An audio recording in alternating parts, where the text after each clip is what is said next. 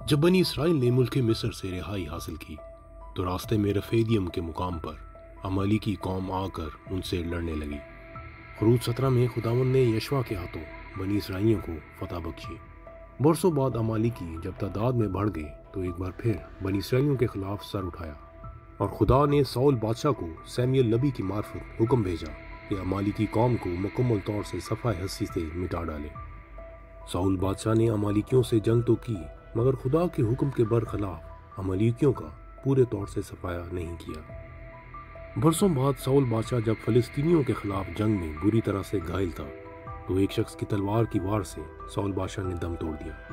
جب وہ شخص داؤد بادشاہ کے حضور پیش کیا گیا تو داؤد بادشاہ نے اس سے دریافت کرنا چاہا کہ تو کون ہے، جس پر اس نے بتایا کہ میں عمالیکی ہوں۔ کلام کے اس حصے سے ہم نے سیکھا کہ اگر ساؤل بادشاہ خدا کے حکم کی تابعداری کرتے ہوئے وقت پر عمالیکیوں کو ختم کر دیتا تو اس کی موت ایک عمالیکی کے ہاتھوں نہ لکھی جاتی۔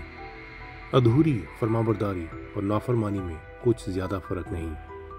اگر ہم خدا کے حکم کی نافرمانی کریں تو آگے چل کر زندگی میں وہی نافرمانی ہمارے لیے پھندا بنتی ہے۔